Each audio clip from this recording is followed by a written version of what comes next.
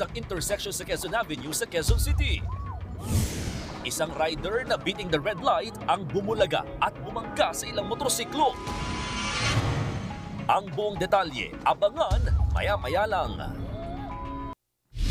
Magandang hapon, Pilipinas. Kasama ang buong puwersa ng News 5. Ito ang Frontline Pilipinas Weekend! Negosyanteng dinukot sa Quezon City, natagpo ang patay sa Bulacan. Pinay, napatay umano ng kanyang asawang Slovenian national habang nasa bakasyon. Mga checkpoint, ilalatag na sa pagsisimula ng election period bukas. Bodega ng mga foam, nasunog sa Parañaque. Mga nasawi sa malawakang wildfire sa Los Angeles, California sa Amerika, nadagdagan pa. At Sinulog Festival sa Cebu, formal nang binuksan.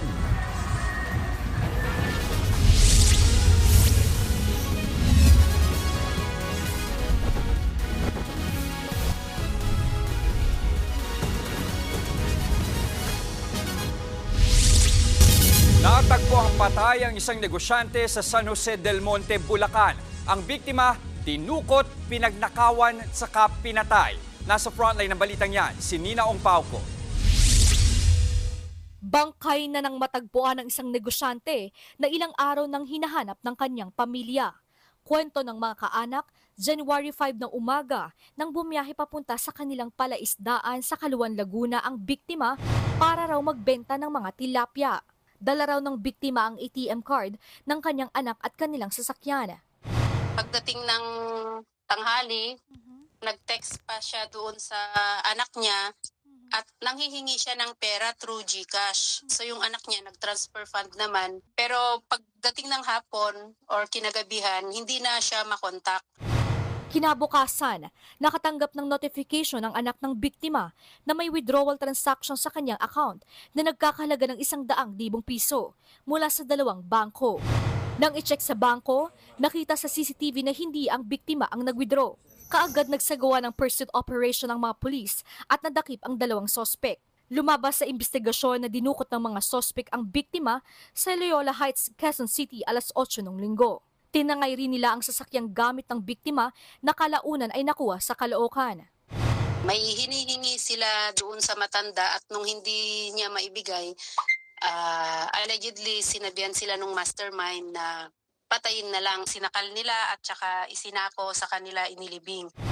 Inamin ng mga naunang naaresto na inilibing nila ang bangkay ng negosyante sa San Jose del Monte, Bulacan. Itinuro rin ng mga naunang naaresto ang isa pang sangkot. May karapatan manahimik. Lahat ng sasabihin ay mga gamitin pabor dapat sa iyo. Ang ikatlong sospek na naaresto, itinangging siya ang mastermind sa pagdukot at pagnanakaw at pagpatay sa matandang negosyante. Kami na po magtatanggol sa sarili namin sa court. Court na po ang bahala dyan. Karapatan niyo naman. Opo, pero pwede na po yung magsasalita. Karapatan na po namin magpaliwanag sa court. Patuloy ang investigasyon sa insidente. Mahaharap sa reklamong kidnapping, carnapping, robbery at murder ang mga naarestong sospek. Nagbabalita mula sa Frontline, Nina Ongpauco, News 5. Sumiklab ang malaking sunog sa isang warehouse sa Parañaque City. Ang umunoy pinagmulan raw ng sunog, acetylene. Nasa frontline ng balitang yan, si Dave Abuel. Naglalagablab na apoy at makapal na usok ang bumulabog sa mga residente nang magkasunog sa isang warehouse sa Barangay Marcelo Green, Parañaque City kaninang pasado alas 9 ng umaga. Dinig pa ang sunod-sunod na tunog ng pagsabog mula sa nasusunog na warehouse. Sa tindi ng sunog, tanaw ang apoy kahit ng mga motoristang nasa mataas na bahagi ng expressway. Ang ilang motoristang napadaan, napasarado ng mga bintana ng sasakyan sa sobrang init ng apoy. Sa kuwang ito mula sa kalapit na condominium, kita ang makapal at maitim na usok mula sa nasusunog na warehouse. Sa drone video namang ito, kita ang lawak ng pinsalang idinulot ng sunog sa warehouse. Agad daw na tumawag sa barangay ang CQ ng village nang makitang may sunog. Paglabas ko dito sa guardhouse, pumunta ako doon, wala na. Liab na. Lakas, lumiliyab talaga dyan sa harap nila kanina. Nagputukan nga eh. Ayon naman sa barangay, may gumamit daw ng acetylene sa loob ng warehouse na posible raw pinagmulan ng sunog. May gumagawa nga daw po nag-acetylene. Tapos may bumaksak nga daw po na tunog yung nagbabakal. Tapos pagbaksak po, malakas agad yung apoy, hindi na naagapan, kaya lumabas na po yung guard. Tumanggi namang humarap sa kamera ang mga sinasabing gumagawa sa loob. Iniimbestigahan pa ng Bureau of Fire Protection kung totoong yan ang dahilan ng sunog.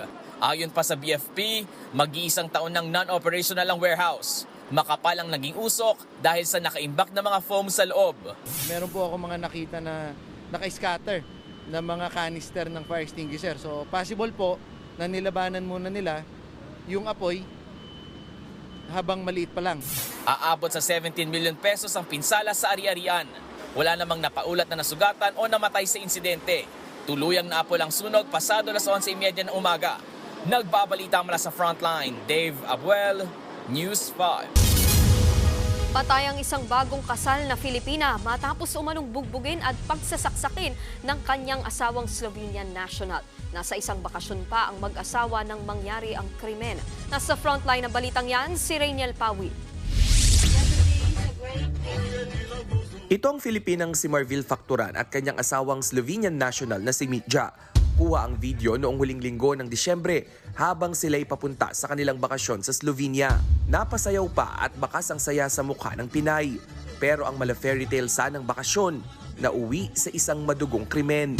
Ayon sa mga ulat, December 29 na makarinig ng pag-aaway ang mga tao sa lugar kung saan tumuloy ang dalawa. Isang malakas na sigaw umano mula kay Marvil ang umalingaw-ngaw mula sa kanilang apartment. Agad namang rumisponde ang mga pulis at doon na nila nakita ang duguan at wala ng buhay na Pinay. Nadatnan namang nakatayo lang si Mitja malapit sa bangkay ng kanyang misis. Dinala na sa isang psychiatric facility ang Slovenian national. Sa isang Facebook post ni Mitja, makikitang naging magkarelasyon sila ni Marvil simula Abril noong nakaraang taon. Matapos ang 3 buwan, na-engage na rin agad ang dalawa. 2 linggo ang lumipas, saka naman sila ikinasal. December 26, nagpost pa si Mitja na magkasama na sila ni Marvil. Dito niya sinabing dumating na ang kanyang regalo, kalakip ang solong litrato ng kanyang misis. Iniimbestigahan naman na ng Department of Foreign Affairs ang insidente. Nagpaabot na rin ang pakikiramay ang Slovenian government sa pamilya Facturan. Anila, kalunos-lunos ang sinapit ng biktima. Nangako naman ang embahada ng Slovenia na makakamit ng pamilya ng Pinay ang hustisya. Para naman sa mga Filipino national na nakararanas ng pang-aabuso sa kanilang mga asawang foreigner, maaaring humingi ng tulong sa 1343 Action Line Against Human Trafficking. Nagbabalita mula sa Frontline, Rainiel Pawid, News 5. Inilalatag na ng kapulisan ng mga checkpoint bilang paghahanda para sa Bilang Pilipino 2025. Panawagan ng COMELEC sa publiko makipagtulungan sa mga otoridad para sa mapayapang eleksyon. Nasa frontline ng balitang yan, si JC Cosico. Huwag ka nang magtataka kung may mga checkpoint na naman sa mga kalsada simula bukas. Simula na kasi ng election period na magtatagal hanggang June 11. Sa lungsod ng Maynila, hindi bababa sa 14 na checkpoints ang ilalatag. Para nang siya gano'n na mabawasan natin o maiwasan natin yung pag-ikot ng mga kriminal dito sa city. Ayon sa COMELEC, dapat naka-uniforme ang mga magmamando sa checkpoints. Limitado lang din daw ang pwede nilang gawin. Walang pabubuksan, walang pabababain. Aliban na lang, sabi ng Supreme Court, kung meron kang information, intelligence, na nagsasabing kinakailangan tingnan mabuti yung sasakyan. Payo naman ng COMELEC sa mga motorista, magipagtulungan na lang sa mga otoridad. Maaaring meron pong konting istorbo sa atin. Pero sa parap sa atin po namang kapakatan yon. Kung wala ka namang ginagawang masama, hindi ka nagdadala ng barel kahit bawal, wala ka namang pong dapat ikatakot.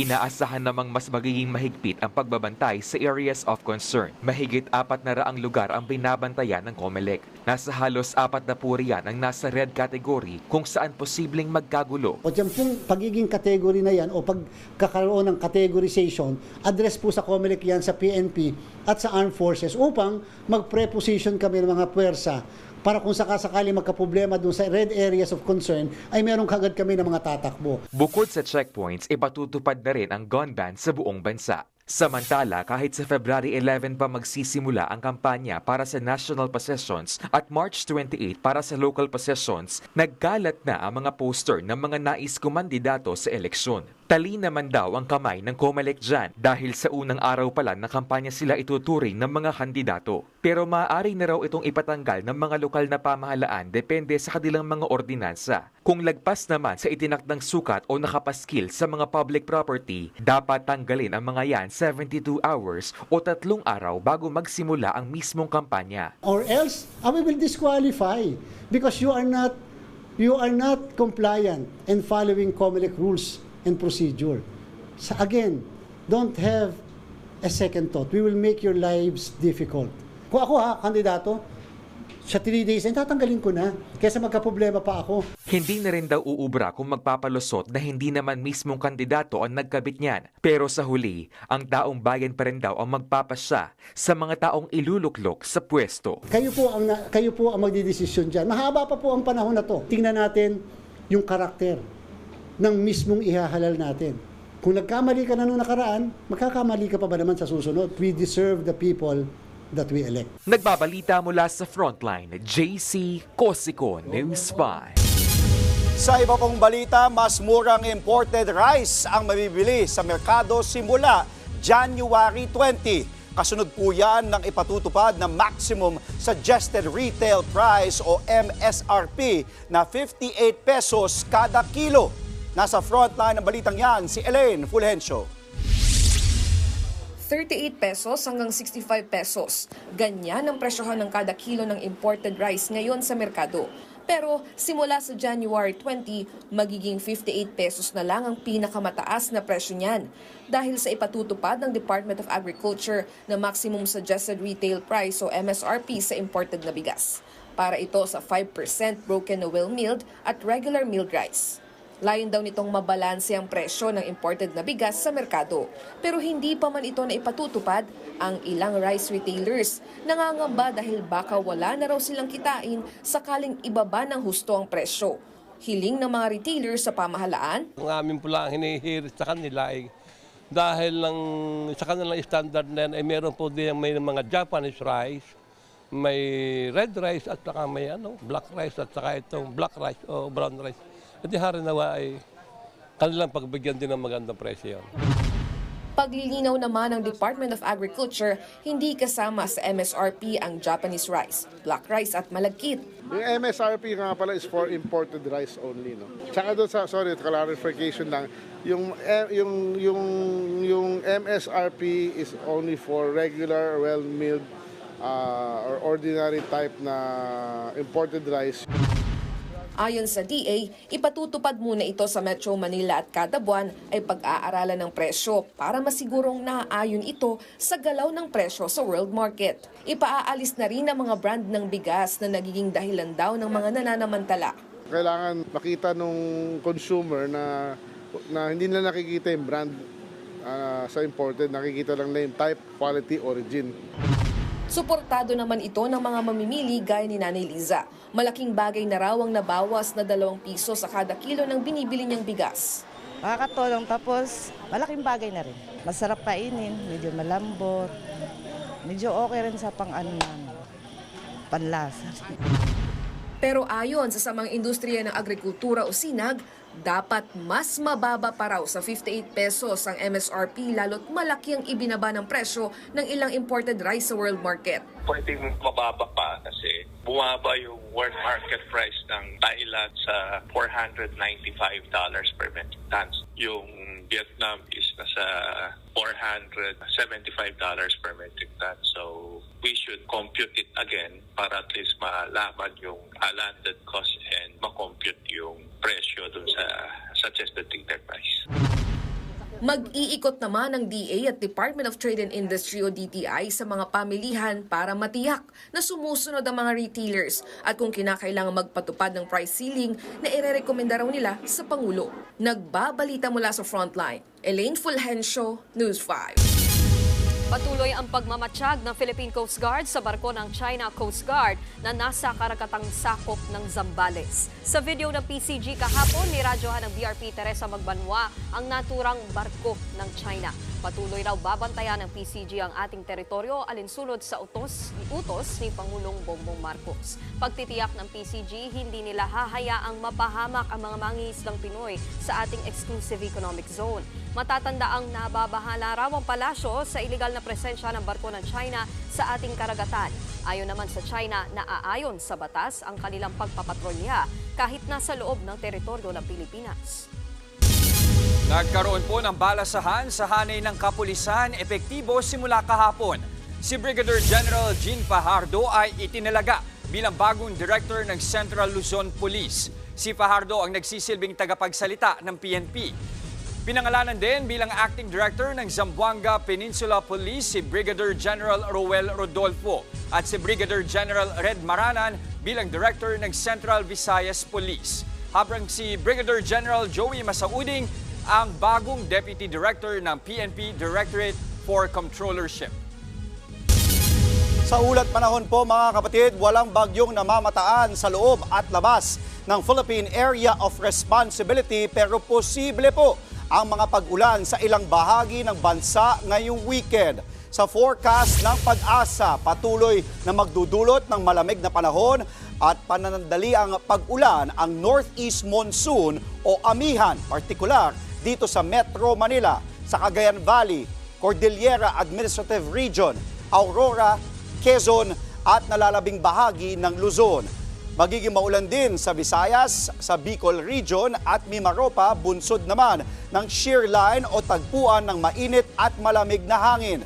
Intertropical Convergence Zone o ITCZ naman ang umiiral sa Davao Region at Soxargen. Habang localized thunderstorms naman ang nagpapaulan sa nalalabing bahagi ng Mindanao. Lubog sa baha ang ilang bayan sa Visayas dahil sa tuloy-tuloy na pag-ulan. Sa Cadiz, Negros Occidental, binaha ang ilang bahay na nasa gilid ng kalsada. Ang mga residente napilitan na lang lumusong sa baha. Hindi naman nalalayo ang sitwasyon sa Katarman, Northern Samar. Nagtiyaga ang mga residente na maglakad sa binahang kalsada. Ang pagbaha ay bunsod ng pag-ulang dulot ng shear line. Susunod, 3 akyat-bahay arestado sa Las Piñas. 5 taong gulang na babae natagpuang patay sa Bukidnon. At aktor na si Inigo Pascual lumikas sa kanilang bahay sa Los Angeles dahil sa wildfires. Lahat ng yan sa pagbabalik ng Frontline Pilipinas Weekend.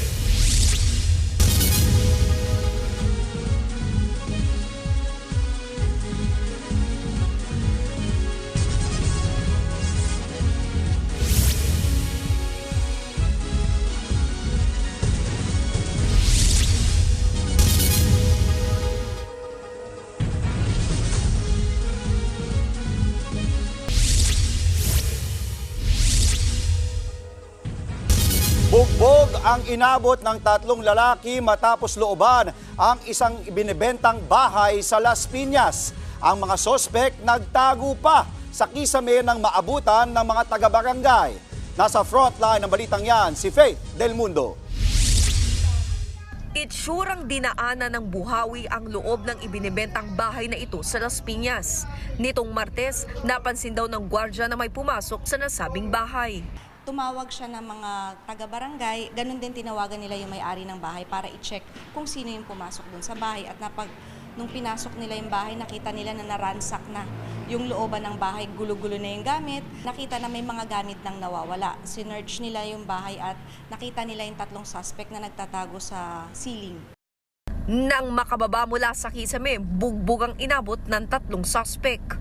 Dito na nadiskubre na nawawalang 2 TV at 1 laptop. Ayon sa mga otoridad, posibleng hindi lang isang beses nilooban ng mga suspect ang bahay. Dahil bukod sa mga nawawalang gamit, marami na rin daw nasira kabilang ang pinto. Todo tanggi naman ng mga suspect. Wala po kaming alam dun. Pagpasok po namin sa ganun na po talaga yun, maalat na po talaga. Palusot ng tatlo, umakyat lang daw sila sa bahay para manguha ng kahoy. Napilitan lang daw sila magtago sa kisame nang marinig ang mga nagdatingang tao.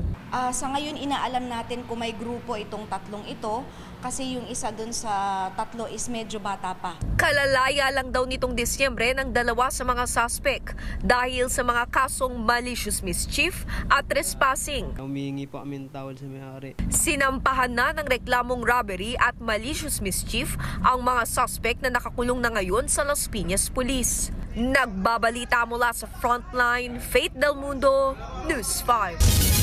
Nagsalpukan ng dalawang motor sa may Quezon City kaninang madaling araw. Dire-diretso ko, pare! Sa amateur video, patawid na ng Quezon Avenue ang mga motor. Pero ang isang rider sa kasalungat na lane, dire-diretso pa rin. Nasapul tuloy nito ang tumatawid na motor. Tumilapo ng dalawang rider. Sa lakas ng impact, dumausdos ang motor ng suspect at nabangga pa ang isang TNVS rider at pasahero nito. 3 ang sugatan sa disgrasya. Kabilang ang rider sa nagbiting the red light. Patuloy naman ang investigasyon ng mga pulis sa nangyari. Muling nagbuga ng usok ang Bulkang Taal sa Batangas. Sa tala ng PHIVOX, may taas na 700 metro ang ibinugang usok. Nagkaroon din ng phreatic eruption na nasa 3 minuto ang itinagal. Halos 6,000 tonelada naman ang ibinugang asupre ng bulkan. Sa kabila nito, wala namang naitalang volcanic earthquake. Nasa alert level 1 pa rin ang Bulkang Taal. Samantala, may nakitang pamamaga sa itaas na bahagi ng Bulkang Kanlaon sa Negros Island. Ayon sa PHIVOX, ang pagbabagong ito sa lupa ay katulad ng mga naitala bago ang pagputok ng Kanlaon noong December 9 ng nakaraang taon. Bukod pa rito, naitala rin ang 11 volcanic earthquake sa Kanlaon. Nagbuga rin ito ng 1,000 metrong taas na usok at halos 6,000 tonelada ng asupre. Sa ngayon, nakataas pa rin ang alert level 3 sa Bulkang Kanlaon.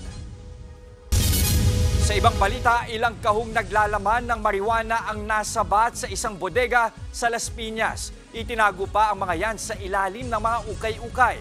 Nasa frontline ng balitang yan, si Faith Del Mundo.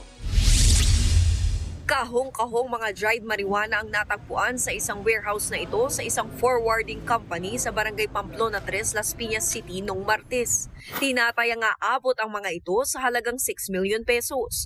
Ayon sa otoridad, mula Thailand pa ang mga kahon na nung nakaraang taon pa hindi nakukuha.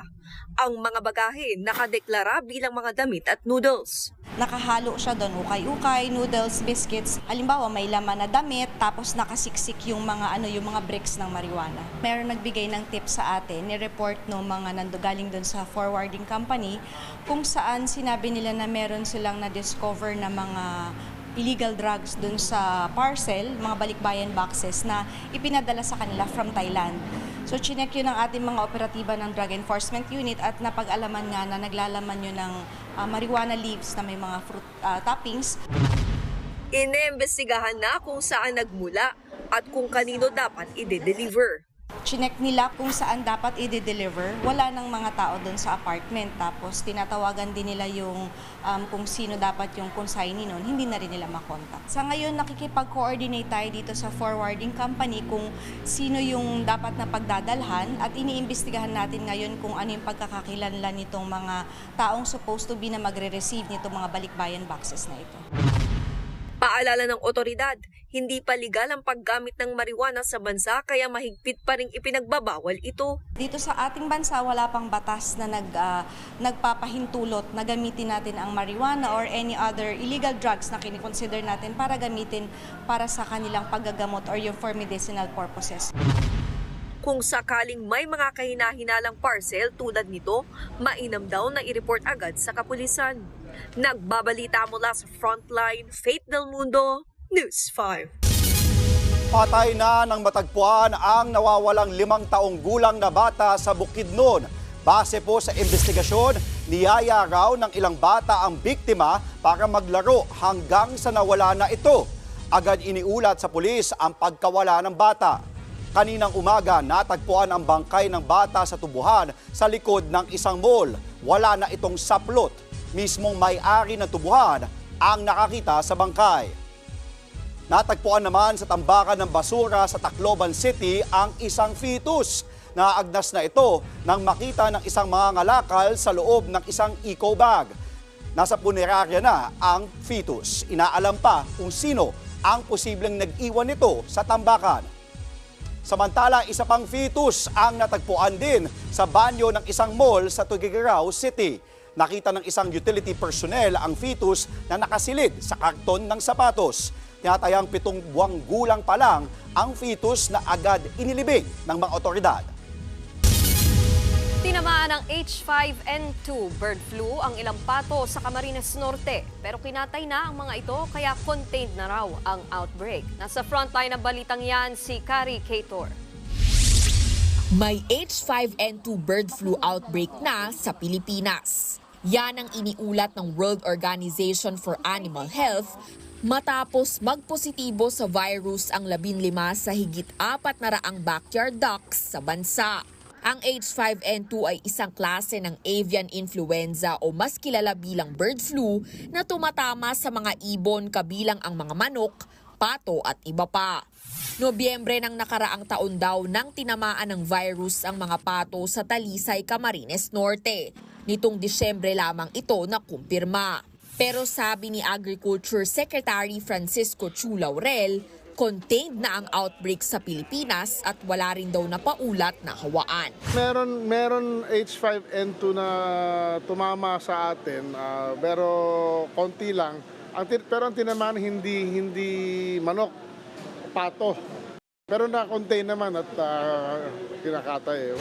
Sa kabila niya, nababahala raw si Laurel lalo sa nangyayari sa Estados Unidos kung saan nahahawaan na ng bird flu ang ibang mga hayop at maging ang mga tao. What is worrying yun sa Amerika ngayon nabalita na tumawid na sa animals.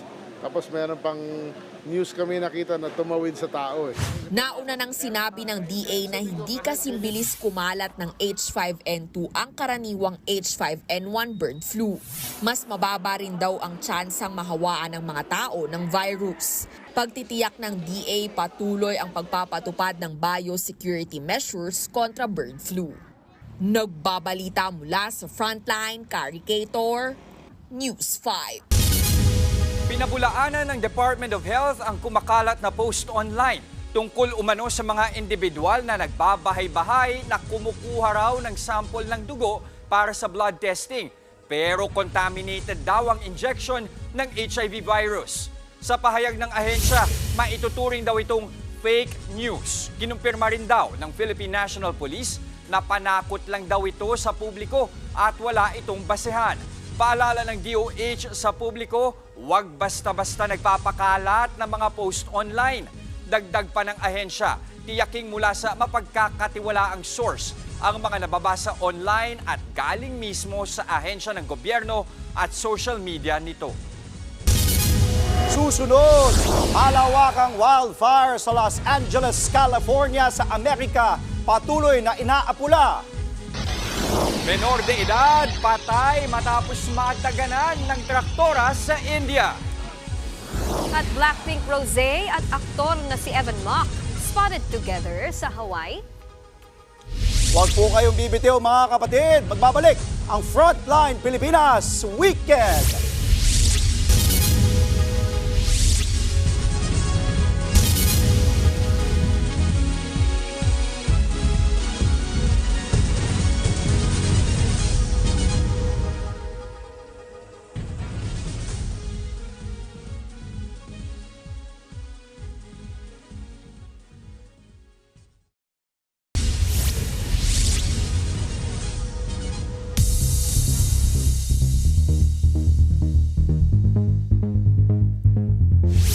Umakyat na sa 11 ang patay sa malawakang sunog sa Los Angeles sa Amerika. Posible pa raw yan madagdagan habang patuloy pa rin ang pag-apula sa wildfire. Unti-unti na raw nakakabawi ang mga bumbero dahil humina na ang malakas na hangin na siyang nagpapalala sa apoy. Nagpadala na rin ng tulong ang Canada para sa pag-apula sa wildfire. Aabot sa 10,000 estruktura ang natupok sa wildfire habang nasa 180,000 na residente ang inilikas. Idineklara na ang public health emergency sa lugar dahil sa banta ng makapal na usok sa kalusugan. Larong tug of war na uwi sa trahedya sa India. Naghilahan ng 2 kalahok sakay ng traktora habang may pustahan naman ng mga manonood. Pero maya-maya lang nawalan ng kontrol ang isa. Tumaob ang sinasakyan niya at nadaganan siya nito. Patay ang menor de edad na biktima na napuruhan sa ulo. Sinampahan ng reklamo ang kanyang kalaban.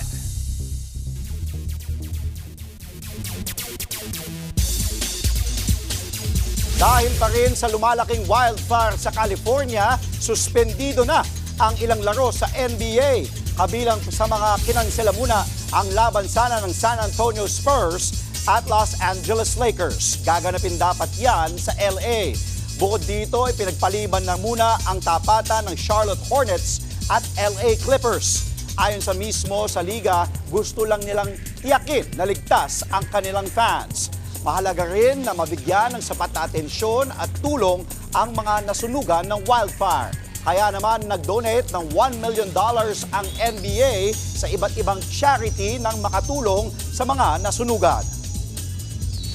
Samantala, buhay pa ang pag-asa ng Magnolia Hotshots na makapasok sa quarterfinals ng PBA Commissioner's Cup.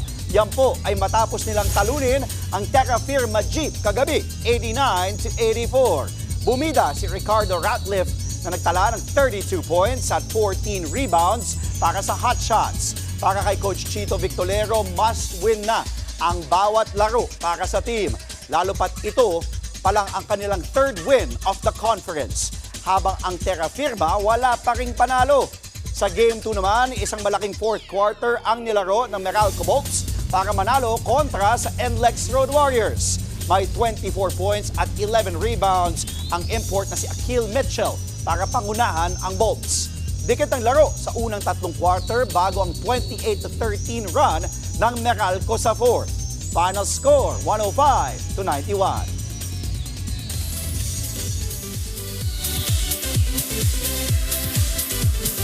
Apektado rin ng sunog sa Los Angeles ang singer-actor na si Inigo Pascual. Sa kanyang Instagram story, sinabi niyang ligtas siya at ang pamilya niya matapos lumikas mula sa kanilang bahay sa LA. Nakaligtas din ang mga alaga niyang hayop. Nagpapasalamat siya sa mga nagpadala ng mensahe para kumustahin ang kanilang sitwasyon. Ipinagdarasal daw niya ang mga nawalan ng tirahan at hinihiling na matapos na ang malawakang sunog. Susunod, Sinulog Festival sa Cebu, formal nang binuksan. At sa Happy Weekend, bagong bouncy playground dinarayo sa Pasay City. Tuloy-tuloy ang balitaan sa Frontline Pilipinas Weekend.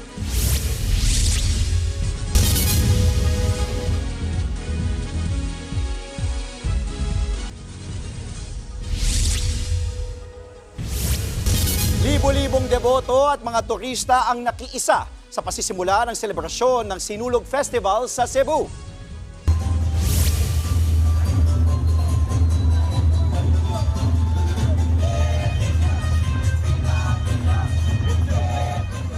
Mula sa Basilica, pila ang mga dumagsa para panoorin ang makulay na parada. Nagpamalas ng kanilang husay sa pagsayaw ang mga estudyante mula sa iba't ibang universidad sa Cebu. Pati nga ang mga Boy Scout na ito, todo tikas sa parada. Bukod sa street dance, nagkaroon din ng cultural dance performances sa Cebu City Sports Center. Nagtapos ang unang araw ng pagdiriwang sa makulay na fireworks display.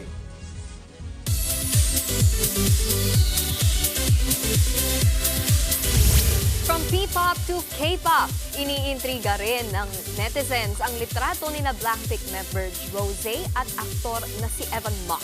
Saburado ng litrato ng dalawa, magkatabi sina Rosé at Evan sa likod ng pickup truck.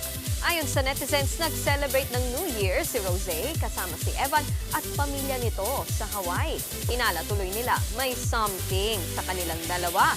Si Evan ang leading man ni Rosé sa kanyang latest music video na Toxic Till the End. Wala pang pahayag ukol dito sila Rosé at Evan.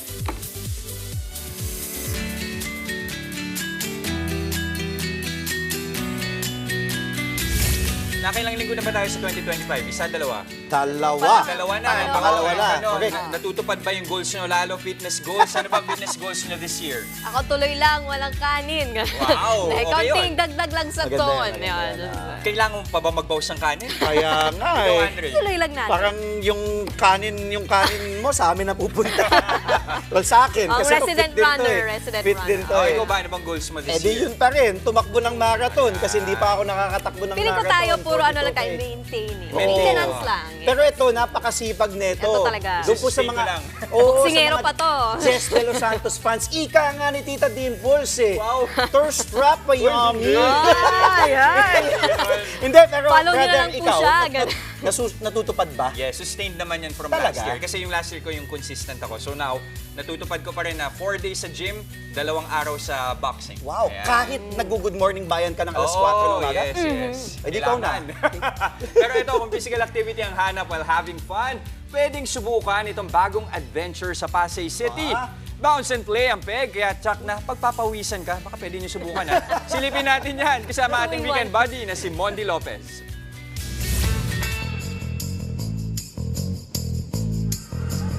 Bounce dito, bounce doon. Bouncy vibes all the way tayo sa bouncy playground na matatagpuan sa Pasay City. First up, disco slide na sintas ng 4-story building. Akyat-akyat lang, feeling mo chill, easy sa simula pero humanda ka sa lula. Nako, daanin sa pagpikit ang lula nyo.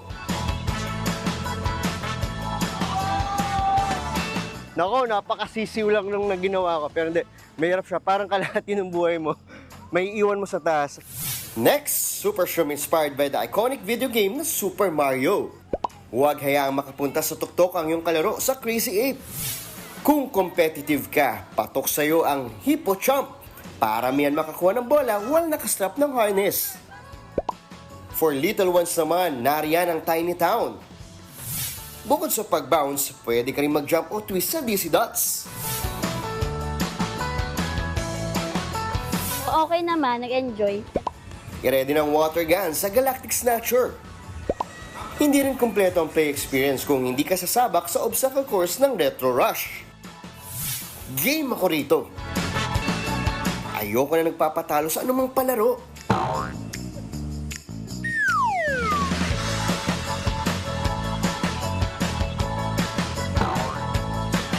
Hilo is real. Friendly reminder, bawal ang mga damit na may zipper, butones at no to sharp objects din at accessories para iwas butas sa inflatables. Sa halagang 599 pesos, mag-bounce at play ka na sa loob ng 3 oras. Matanda, bata, magpakayang at heart tayo dito lang sa Boogie Bounce. Umulan, umaraw, bukas ang Boogie Bounce. At teka, para mabawi ang hilo ko kanina, palamig tayo! At ang isa sa pinakakakaiba dito yung tinatawag ng spin wheel fruit shake kung saan mamimili ka ng flavor ng fruit shake mo tapos ikaw mismo ang mag-shake gamit ang mechanical bike. Tara, subukan na natin ang spin wheel fruit shake. Ito yung fruit shake na kanya-kanyang gawa talaga. So, lagay natin.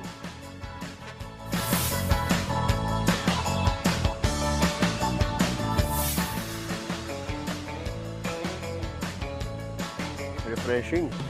Nitong January 4 lang binuksan itong pasyalan, kaya ikaw, subukan mo na! Happy weekend, mga kapatid! Mondi Lopez, News 5. Bago mo muna inumin yung shake, pagpawis ka muna. Tama. Bawas mo Naman muna yung si, calories. si Galing Mondi, talaga ang ni ating Mondi, president oo. kalaro ng mga bata. Yun, oo. Si Mondi talagang ano yan eh. Isa lang ang goal niyan. Ano? Hindi, makapagatid saya pag weekend. Sabi ko sana para sumikat. Yan po ang mga impormasyong dapat ninyong malaman. Mga balita para sa may alam at may pakialam. Kami ang inyong mga kasangga sa Frontline Pilipinas Weekend. Iba talaga ni Jess.